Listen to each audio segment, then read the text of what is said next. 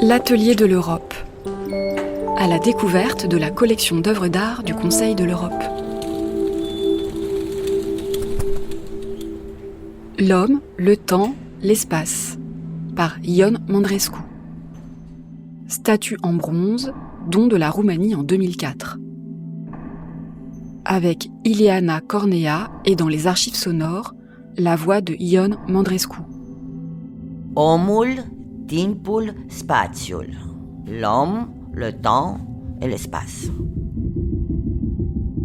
On voit une roue rugueuse. C'est ce bronze travaillé de couleur un peu verdâtre. Et à l'intérieur de cette roue, il y a la silhouette d'un homme nu. C'est un vieil homme en fait. C'est un homme d'expérience.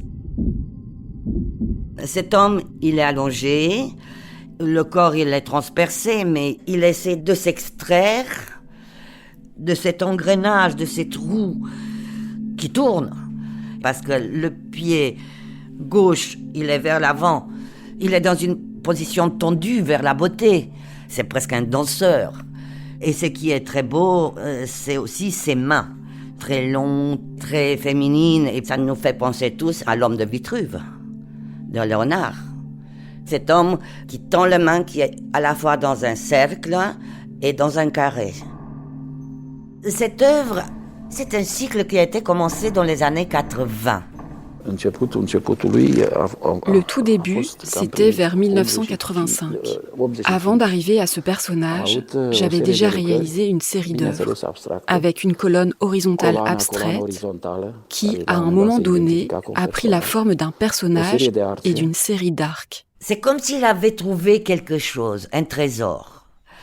Et il décline cette œuvre, il la regarde par toutes ses coutures. En fait, cette question. 6 mois plus tard, il y avait cette roue. À cette époque, on parlait de signes abstraits. C'était la toile d'araignée, une forme qui évoque le mandala. La roue, c'est le mouvement. C'est ça qui est très important pour lui. C'est aussi le monde, l'univers.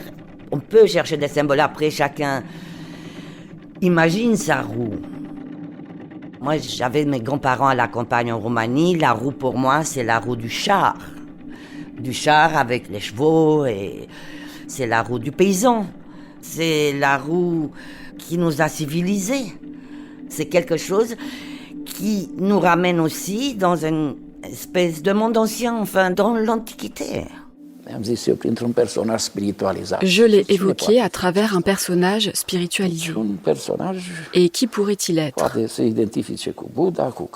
Il peut être identifié au Bouddha, au Christ, à un personnage avec une forte charge symbolique dans la roue au centre de l'univers.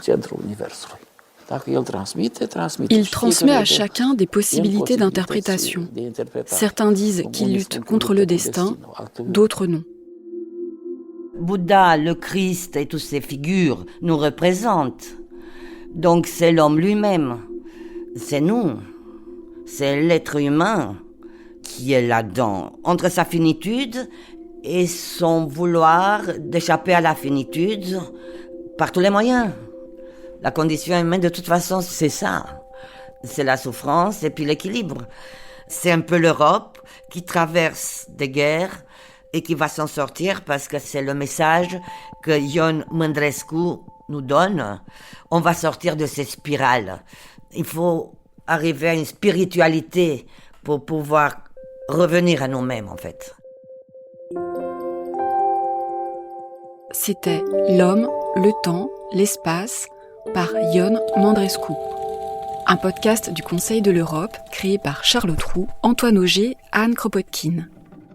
Avec la critique d'art Ileana Cornea et dans les archives sonores la voix de Ion Mandrescu. D'autres épisodes sont à retrouver sur le site du Conseil de l'Europe.